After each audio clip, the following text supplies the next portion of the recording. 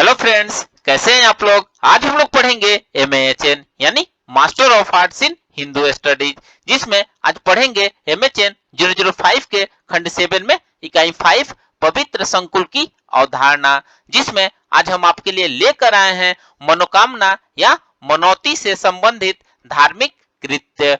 तो video start करने से पहले जो भी फ्रेंड्स हमारे चैनल पर नए आए हैं कृपया चैनल को सब्सक्राइब कर ले और बेल आइकन को प्रेस कर दे, ताकि जो भी लेटेस्ट वीडियो हमारे चैनल पे आए वो सबसे पहले आपको मिल सके। तो आइए ज्यादा टाइम को न लेते हुए चलते हैं अपने टॉपिक पर। पवित्र संकुल की अवधारणा में मनोकामना या मनौती से संबंधित धार्मिक कृत्य के बारे में पढ़ते हैं। तो आइए वीडियो को स्टार्ट करते हैं। धार्मिक कृत्यों के पीछे चक्रों की कोई मनोकामना अवश्य होती है, जो उसे उस धार्मिक कृत्य को संपादित करने के लिए प्रेरित करती है। मनोकामनाओं को मुख्य रूप से 3 भागों में विभक्त किया जा सकता है, जिसमें पहला अर्थ, दूसरा काम और तीसरा मोक्ष से संबंधित है।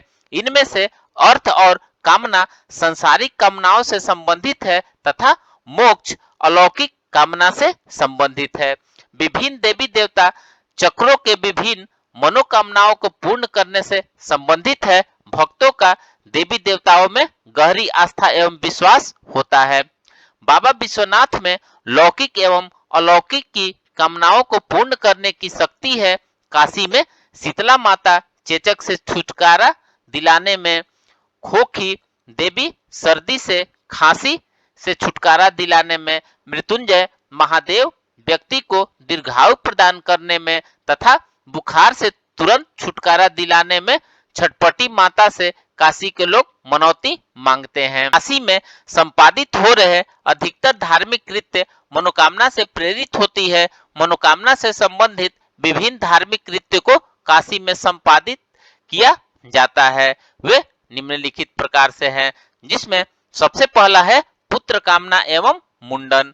संपूर्ण भारत में बहुत से दंपति यह मनौती मांगती हैं कि यदि उन्हें पुत्र की प्राप्ति होगी तो बाबा विश्वनाथ मंदिर या किसी निश्चित मंदिर या गंगा घाट पर संबंधित पुत्र का मुंडन संस्कार कराएंगे। दूसरा है आर पार।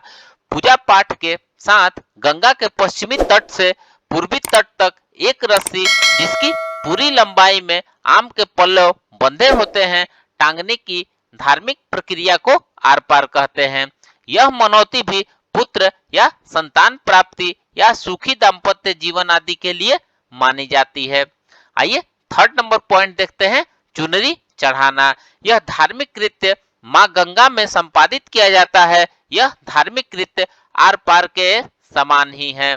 इसमें आम के पत्ते के स्थान पर रस्सी में चुंदरी बांधा जाता है और गंगा जी के पश्चिमी तटों से पूर्वी तट तक टांगने की क्रिया को संपादित किया जाता है। है जान के बदले जान। यदि किसी दंपति का संतति जन्म के पश्चात जीवित नहीं रहता है तो वह मांगता है कि यह मनौती मांगता है कि अगर उसका संतान जीवित बच गया तो वह उन्हें अर्पित कर देगा।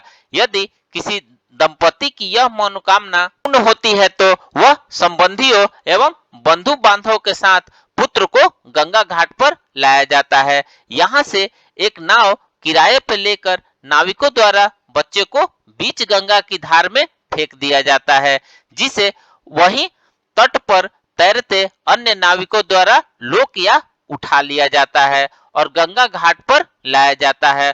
अब यह पुत्र नाविकों का हो जाता है, जिसे उसके वास्तविक माता पिता नाविकों को दान दक्षिणा से संतुष्ट कर वापस प्राप्त कर लेते हैं। इस प्रकार काशी में मां गंगा के वरदान से जो जान यानी संतान प्राप्त होता है उसे मां गंगा को अर्पित किया जाता है। स्थानीय लोग इसे लोक भाषा में जान के बदले जान की संज्ञा देते हैं। आइए फिफ्थ नंबर पॉइंट है अंग के बदले अंग। काशी के कुछ मंदिरों में शरीर के किसी रोगग्रस्त अंग की आरोग्यता के लिए सोना, चांदी या मिट्टी का बना ही प्रतीकात्मक अंग अर्पित कर दिया जाता है। मनोकामना पूर्ण होने पर भक्तगण ऐसा धार्मिक कृत्य करते हैं। इसे अंग के बदले अंग चढ़ाना यहाँ के स्थानीय भाषा में कहा जाता है। आइए नेक्स्ट है भैरव पूजा। ऐसा लोक आस्था एवं दृढ़ विश्वास है कि बाबा भैरवनाथ भूत पिशाच पर नियंत्रण रखते हैं। इसलिए काशी के लोग यह मनौती मांगते हैं कि यदि उनकी संतान निश्चित आयु तक जादू, टोना, भूत, प्रेत इत्यादि के प्रभाव से बची रहती है तो वह बाबा भैरवनाथ की पूजा करते हैं। बाबा भैरवनाथ की काशी का कोतवाल भी कहा जाता है। आइए नेक्स्ट देखते हैं दूध या जल चढ़ैया।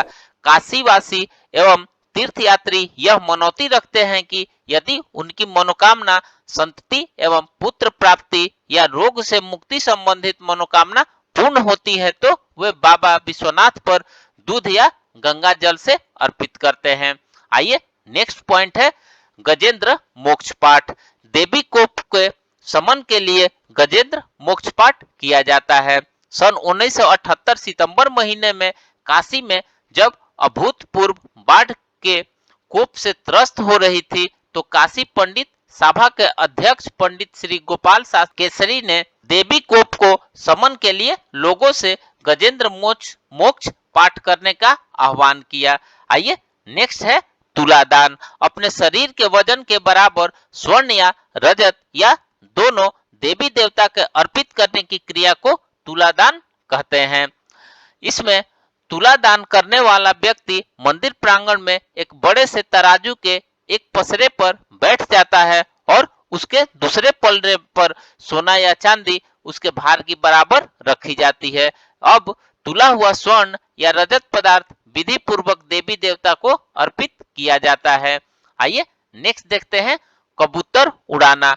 पशुपतिनाथ नेपाली मंदिर की यह विशेषता है कि यहाँ मनौती के संबंध में कबूतर उड़ाया जाता है। ऐसा लोक विश्वास है कि कबूतर को उड़ाकर उसकी जान बचाई जाती है। इससे शिव प्रसन्न होते हैं तथा उस धार्मिक कृत्य करने वाले को मनोकामना की प्राप्ति होती है। यहाँ विधि पूर्वक पशुपतिनाथ महादेव की पूजा एवं मंदिर की परिक्रमा कर कबूतर को आकाश में उड़ा दिया जाता है। इस धार्मिक कृत्य के शुभ अवसर पर कोई मंत्र उच्चारित किया जाता है। कबूतर मनोकामना पूर्ण होने से पूर्व या पश्चात या दोनों बार उड़ाया जा सकता है। आइए नेक्स्ट है जप या अनुष्ठान। ऐसा विश्वास किया जाता है कि जप या अनुष्ठान में भी मनोकामना पूर्ण करने की शक्ति होती है। इसके अंतर्गत निश्चित देवी देवता से संबंधित मंत्र का निश्चित संख्या में जप अनुष्ठानी द्वारा करवाया जाता है, जो इसे शास्त्रीय विधि द्वारा संपादित करते हैं। उदाहरण के लिए शारीरिक कष्ट निवारण के लिए महामृत्युंजय जप किया जाता है, अनुष्ठान मंदिर या गंगा घाट पर संपादित किया जाता है। आइए अब नेक्स्ट है शीतला पूजा। शीतला प्रकोप यानी चेचक से बचने के लिए काशीवासी प्रायः शीतला माता की पूजा का मनौती करते हैं और मनोकामना पूर्ण होने पर शीतला माता की पूजा करते हैं। इसके अतिरिक्त जब काशी में चेचक महामारी फैलती है तो काशीवासी इसे शीतला माता का प्रकोप मंदिर, गृह, मोहल्ले की गली, चौक आदि स्थानों में शीतला हवन अत्यधिक संख्या में करने लगते हैं। आइए अब नेक्स्ट पढ़ते हैं पिशाच मोचन। पिशाच मोचन नामक तीर्थ कुंड भूत प्रेत जादू टोना के प्रमाद से छुटकारा दिलाने की विशेषता रखता है। यहाँ प्राय निम्न जाति के लोग पूजा पाठ या टोटका आदि लौकिक परंपरा के आधार पर करते देखे जाते हैं। यहाँ इनका पुजारी कोई भी निम्न जाति का ही होता है। तो फ्रेंड्स, इस प्रकार से आज हमने पवित्र संकुल की अवधारणा में मनोकामना या मनौती से संबंधित धार्मिक कृत्य के बारे में पढ़ा। तो मिलते हैं एक नए वीडियो के साथ में, तब तक हमारे चैनल पे बने रहिए। धन्यवाद।